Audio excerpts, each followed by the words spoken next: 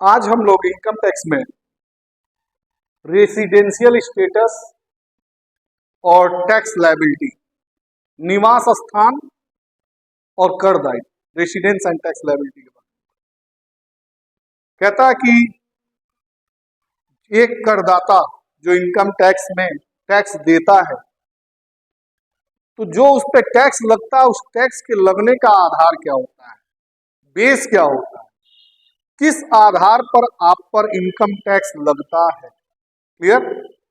तो आज हम लोग यही पढ़ेंगे कि जो टैक्स लगता है आपके ऊपर वो किस आधार पर आप पर लगता है। क्या आप भारत के नागरिक हैं इस आधार पर लगता है, भारत में रह रहे हैं इसलिए लगता है, क्यों लगता है।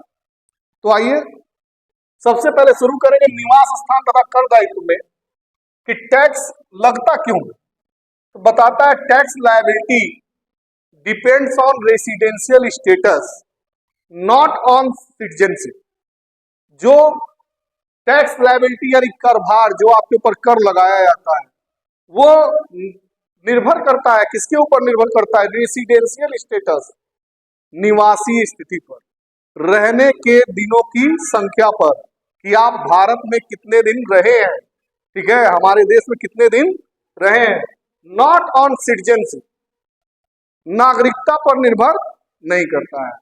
जो भी कर लगता है वो आपके भारत में रहने के दिनों की संख्या के आधार पर लगता है और उसके आधार पर ही आपकी निवासी स्थिति तय होती है, तब टैक्स।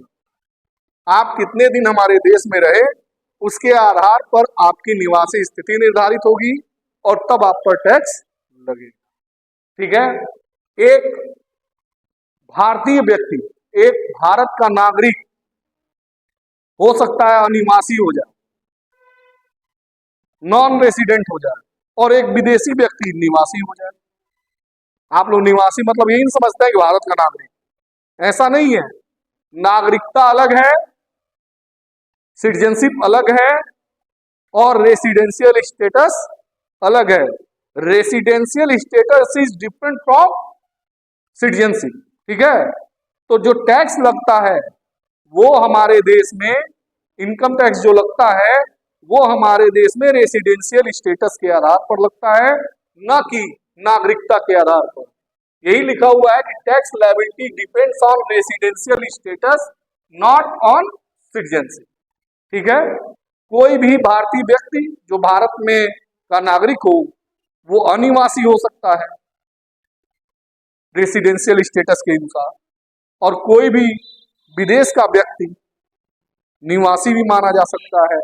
फर्क ये है कैसे हो सकता है ये, तो वो भारत में कितने दिन रहा। हमको ये नहीं मतलब है कि वो भारत का नागरिक है कि नहीं है। टैक्स लगाएंगे, जब इनकम टैक्स लगेगा तो हम वहां पे बस ये डिसाइड करेंगे कि जो व्यक्ति है वो भारत में कितने दिन रहा, नागरिक है कि नहीं, इससे कोई बहस नहीं है। नागरिकता में कोई सीरियस नहीं। देखिए, तो कहता है कि टाइप्स ऑफ रेसिडेंट। पहले तो हम ये पढ़ेंगे कि रेसिडेंट कितने तरह के जो होते हैं, निवासियों के क्या प्रकार होते हैं, रेसिडेंट्स कितने तरह के होते हैं, टाइप ऑफ रेसिडेंट्स। ठीक है, तो जो निवासियों के प्रकार है उनके बारे में पढ़ेंगे, निवासी कितने प्रकार के, आपकी निवासी स्थिति कितने तरह की हो सकती है। ठीक है, जनरली कहता है कि जो निवासी होते हैं उनके प्रकार जब आप पढ़ेंगे तो एक होता है रेसिडेंट और एक होता है नॉन रेसिडेंट। ठीक है, रेसिडेंट मतलब निवासी और नॉन रेसिडेंट का मतलब होता है अनिवासी। ठीक है, और निवासी के भी आगे चल के दो प्रकार होंगे, एक होगा साधारण निवासी और दूसरा होगा असाधारण निवासी।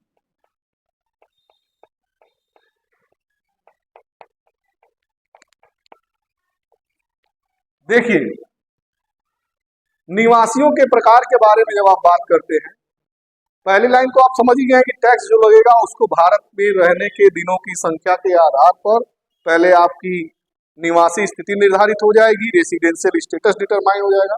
तब टैक्स लगेगा। तो पहले हम लोग ये तो पढ़ लें कि रेसिडेंशियल स्टेटस आपका क्या होगा। तो कहता है निवासी स्थिति के बारे में जब आप पढ़ते हैं तो कहता है जो रेसिडेंट है वो दो तरह के हो सकते हैं, रेसिडेंट और नॉन रेसिडेंट। ठीक है, आपकी निवासी स्थिति रेसिडेंट में भी आ सकती है, नॉट नॉन रेसिडेंट। या तो आप रेसिडेंट होंगे या तो नॉन रेसिडेंट होंगे।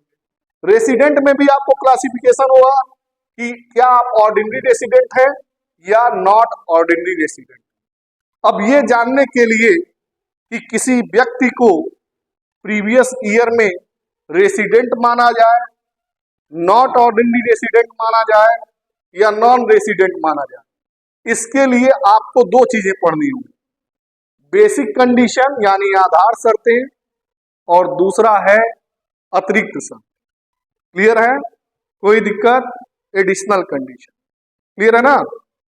तो एक बार फिर से देख लीजिए, आप जो पढ़ रहे हैं रेसिडेंस एंड टैक्स लायबिलिटी में कि किसी भी व्यक्ति का कर भार या कर दायित्व उसकी निवासी स्थिति पर निर्भर करता है।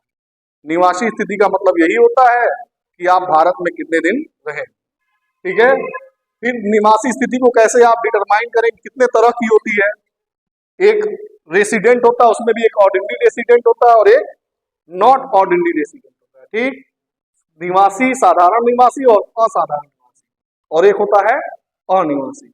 कोई करदाता गत वर्ष में साधारण निवासी है, असाधारण निवासी है या अनिवासी है, ये दो चीजों पर डिपेंड करता है। दो तरह की शर्तें होती हैं, कंडीशन होती है, उस पर ये डिपेंड करेगा।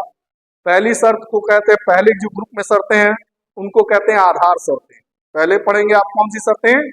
आधार, बेसिक कंडीशन। दूसरी पढ़ेंगे आप एडिशनल कंडीशन यानी अतिरिक्त शर्तें। तो आइए शर्तों को पहले देख लेते हैं। ठीक है,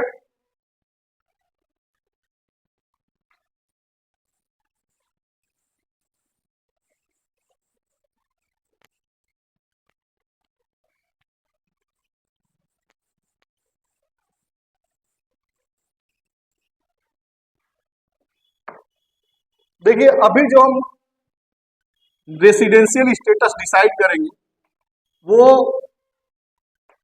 इंडिविजुअल का,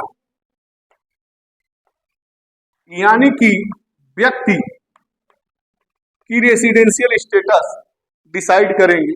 एक व्यक्ति हो, ठीक है, तो उसके लिए क्या क्या शर्तें हैं। ठीक है, वो कब निवासी होगा, कब असाधारण निवासी होगा, कब अनिवासी होगा। आइए शर्तें देखें। मैंने बताया ना कि दो तरह की शर्तें, बेसिक कंडीशन जिनको आप क्या बोलते हैं, आधार शर्तें, और दूसरा है एडिशनल कंडीशंस जिनको आप बोलते हैं अतिरिक्त शर्त। कौन सी शर्तें बोलते हैं? अतिरिक्त शर्त।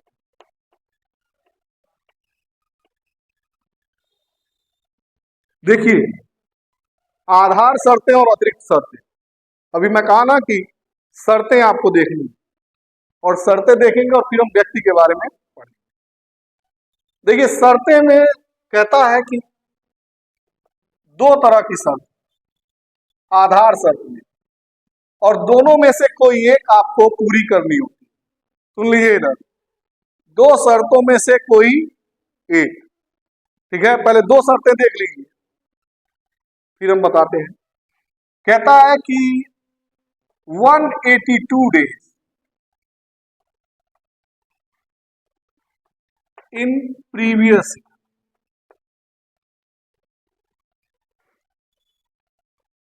और 60 days in previous year plus 365 days in 4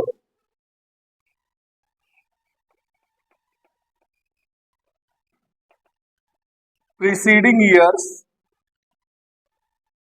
just before previous year। देखिए और फिर अतिरिक्त शर्तों के बारे में बात हुई, दो अतिरिक्त शर्तें दी। 730 days in 7 preceding years, और दूसरा क्या है कि एटलीस्ट 2 year as resident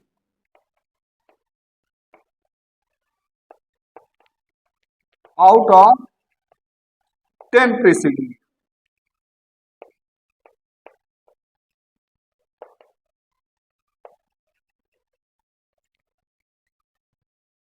पहले समझेंगे,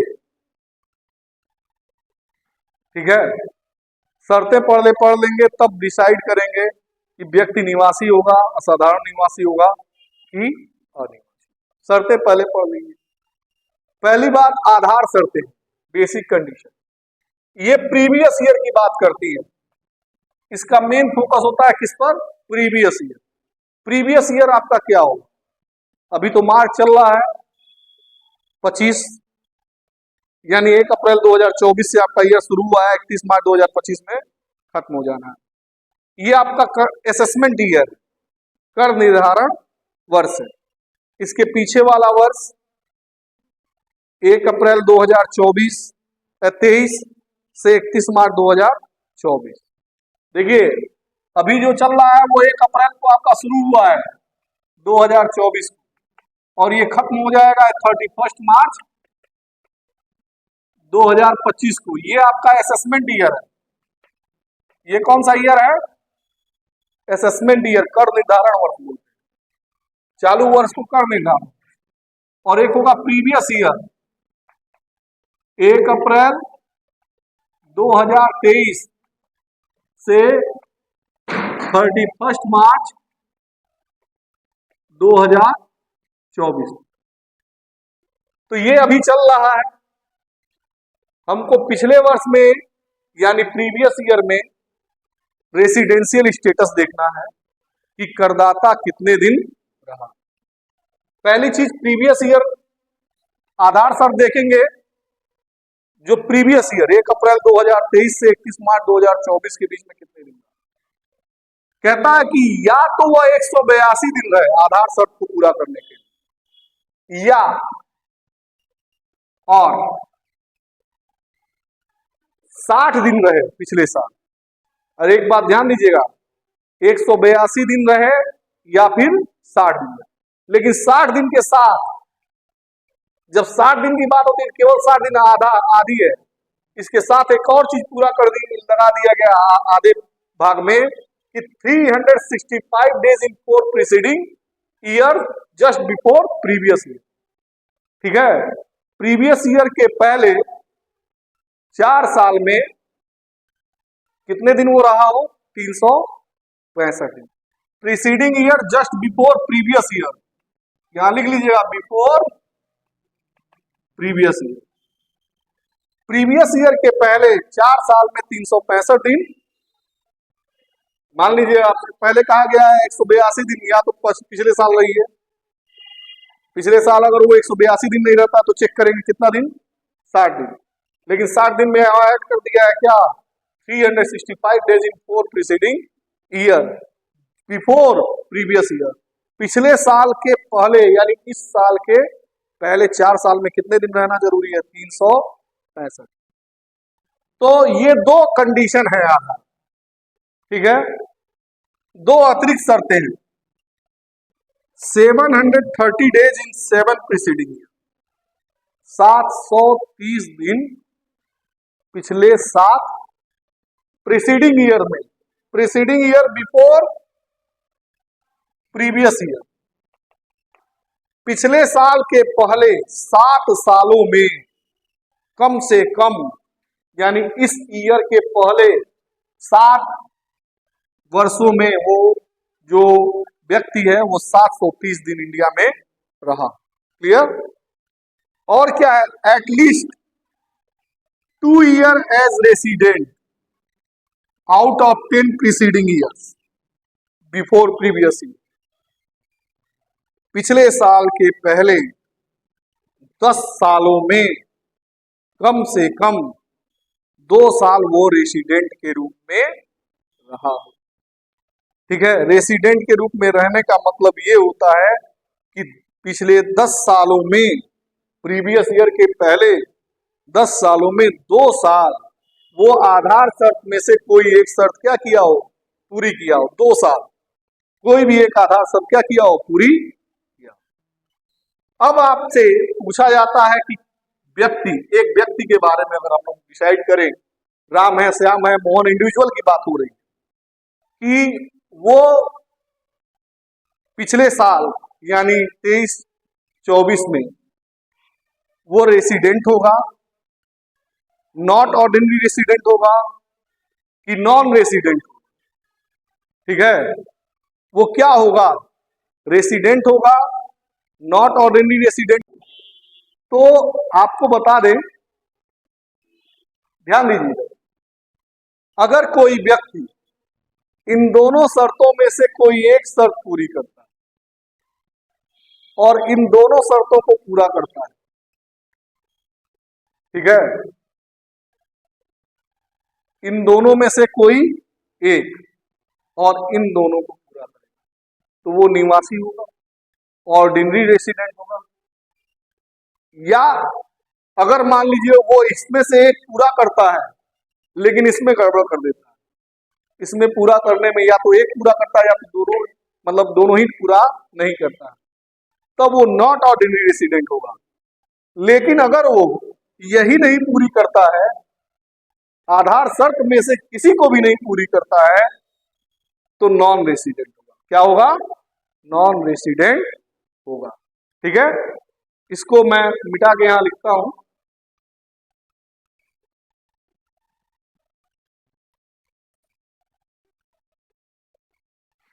ये तो शर्तें समझ में आ गई ना कि देखिए पिछले साल 182 दिन नहीं तो 60 दिन, क्लियर।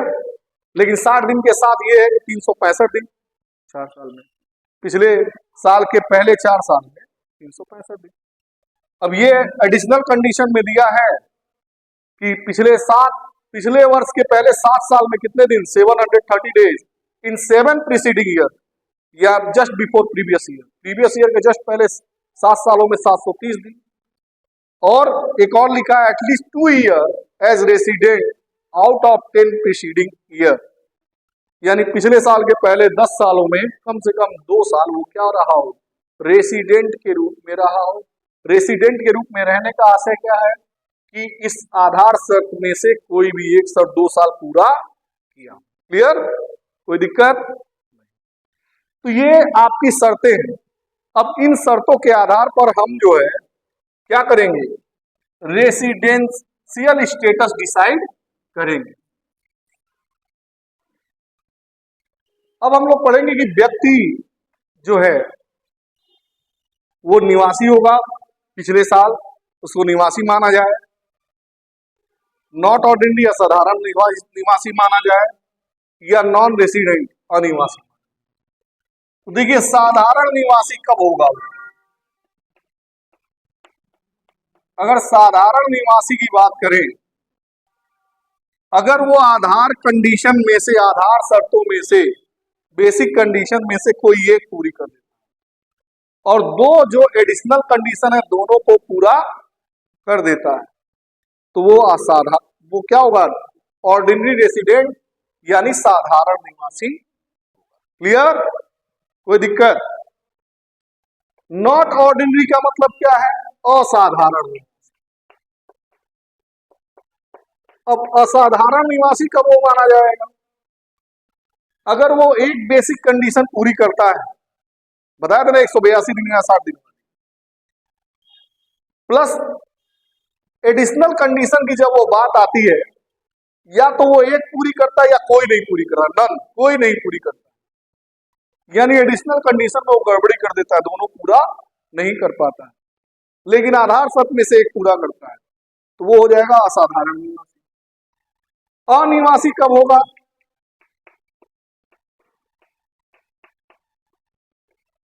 जब वो आधार शर्त में से ही कोई शर्त पूरी नहीं कर पाएगा। देखिए बड़ा इंपॉर्टेंट टॉपिक है ये, आपके एमसीक्यू क्वेश्चन में कई चीजें इसमें से पूछेंगे जो चैप्टर में पढ़ा रहा हूं। नॉन रेसिडेंट कब होगा? जब वो कोई भी बेसिक कंडीशन पूरी नहीं कर पाएगा। अब बेसिक कंडीशन नहीं पूरी कर पाएगा, आप पूछ सकते हैं कि एडिशनल कंडीशन के बारे में तो आप कुछ लिखे नहीं, तो जब बेसिक कंडीशन पूरी ही नहीं करेगा तो एडिशनल कंडीशन का कोई इंपॉर्टेंस नहीं रह जाता है, उसको चेक करना ही नहीं। क्लियर?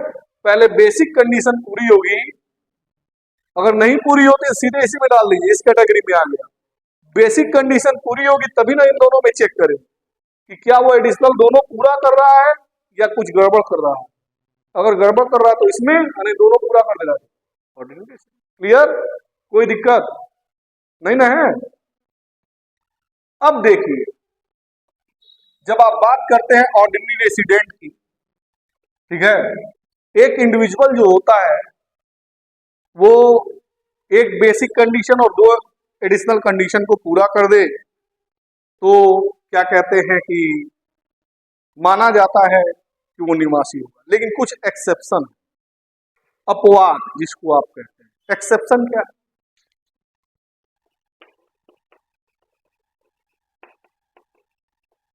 अपवाद क्या है?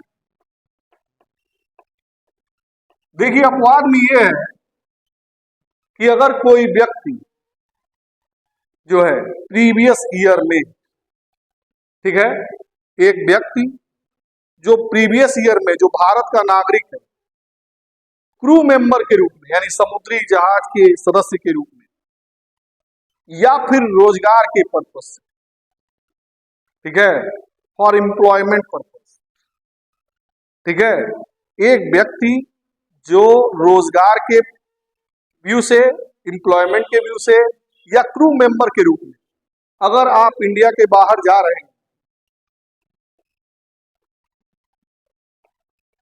If an individual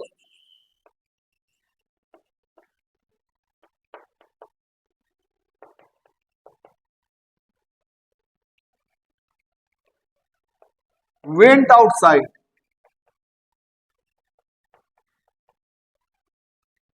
as crew member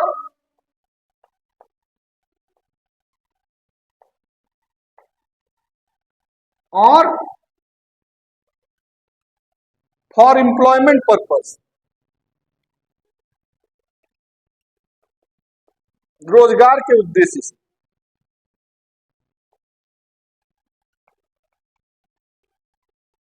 तो तब आपके पास क्या रहेगा? तब आपको 182 दिन वाली कंडीशन ही पूरी करनी पड़ेगी।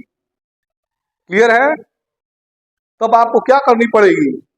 60 दिन वाला ऑप्शन आपके लिए नहीं रहेगा, आपको 182 दिन वाली कंडीशन ही पूरी करनी पड़ेगी। क्लियर है ना?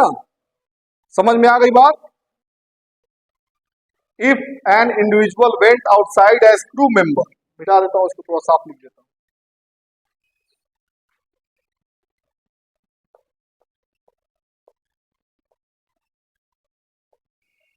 ठीक है, एज क्रू मेंबर और फॉर एम्प्लॉयमेंट या रोजगार के उद्देश्य से भारत के बाहर जाता है, ठीक है, और वो इंडिविजुअल और प्लस इंडियन सिटीजन होना चाहिए।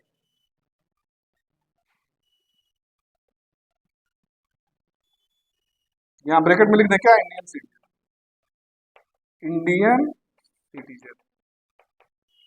एक व्यक्ति जो भारत का नागरिक है,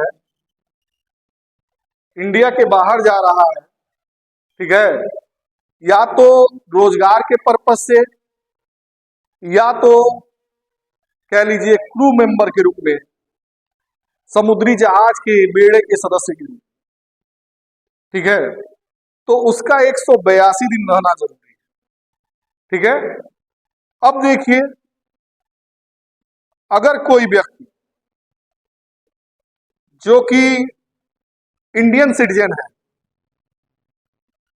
या कह रहा है कि भारतीय मूल का है, सुन लो इधर, सुनिए इधर, अगर कोई व्यक्ति जो इंडियन सिटीजन है या इंडियन ओरिजिन का है, भारत के बाहर रह रहा है, भ्रमण करने इंडिया आता है, घूमने, विजिट करने, ठीक है, अगर वो विजिट करने इंडिया में आता है तो कह रहा है उसके लिए दो चीज, उसके लिए भी सिंपल सा रूल तो है 182 दिन, उसके लिए भी 60 दिन नहीं रहेगा ऑप्शन। 60 दिन वाली वो बेसिक कंडीशन उसके लिए ऑप्शन में नहीं रहेगी। उसके लिए एक ही बेसिक कंडीशन रहती है, वो 182 दिन पूरा करे, तो निवासी नहीं तो अनिवासी, रेसिडेंट और नॉन रेसिडेंट। 60 दिन का कोई ऑप्शन, जैसे इस व्यक्ति के लिए जो इंडियन सिटीजन अगर इंडिया के बाहर जा रहा है क्रू मेंबर के रूप में, तो 60 दिन वाला कोई ऑप्शन नहीं, आपको 182 दिन पूरा। Clear?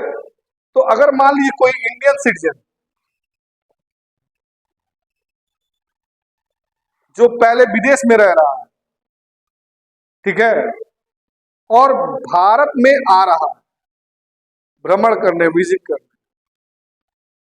If an Indian citizen और पर्सन ऑफ इंडियन ओरिजिन, जिसके माँ बाप, दादा दादी, कोई भी पुराने में से इंडिया में जन्मा हो और वो व्यक्ति अब भारत के बाहर रह रहा है, तो उसको इंडियन ओरिजिन का बोलते हैं। तो इफ एन इंडियन सिटीजन और person of Indian origin visited to India in previous year, तो क्या होगा? कहता है कि उसके लिए 182 दिन रहना जरूरी है, ठीक है। लेकिन अगर उसकी इनकम 15 लाख रुपए से अधिक है, कौन सी इनकम 15 लाख रुपए से अधिक है? कहता है यदि उसकी इनकम इंडिया में विदेशी आय, फॉरेन इनकम छोड़कर, विदेशी आय को छोड़कर, अगर उसकी भारत में इनकम 15 लाख रुपए से ज्यादा है, ठीक है, तो 120 दिन रहेगा तो मान लिया जाएगा, ठीक है। अगर कोई person if an Indian citizen और person of Indian origin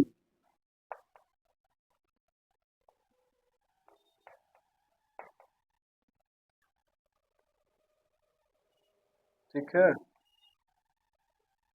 person of Indian origin, अगर भारतीय मूल का व्यक्ति है, अगर वो क्या कहते हैं कि भारत के बाहर रह रहा है और बाद में इंडिया आता है, ठीक है, तो भारत के बाहर रह रहा है और भारत के बाहर आता है, ओरिजिन होगा, ठीक है, जी है। अगर मान लीजिए कि कोई भी भारतीय नागरिक या person of Indian origin visited to India,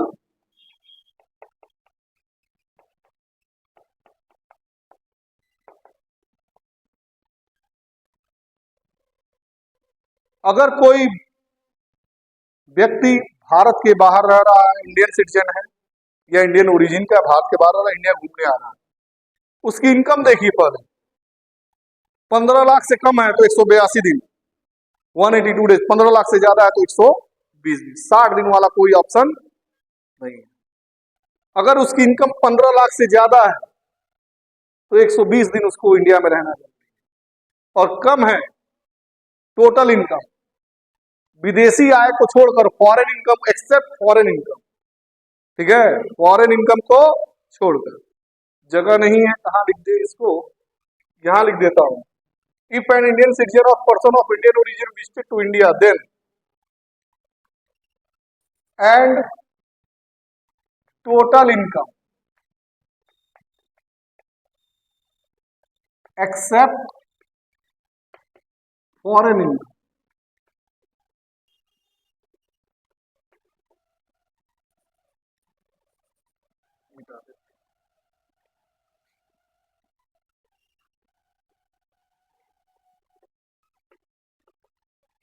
foreign income,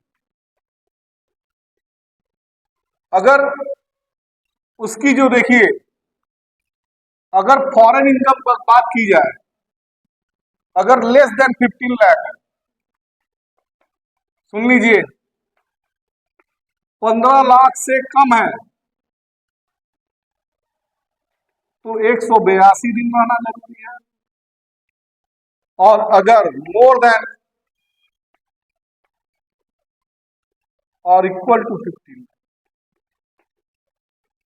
नहीं लिखा है, 15 लाख से अधिक हो,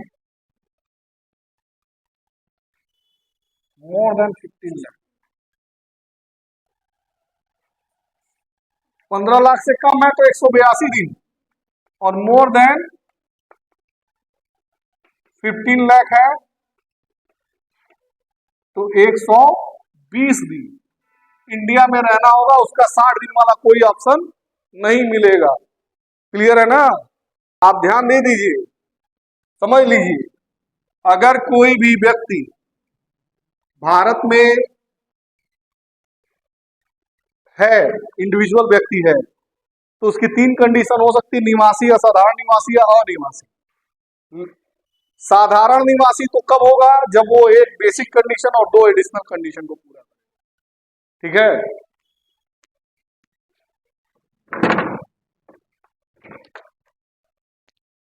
असाधारण निवासी तब होगा जब वो बेसिक कंडीशन में से एक को पूरा करे या एडिशनल में से कोई एक पूरा करे या ना पूरा करे, नन।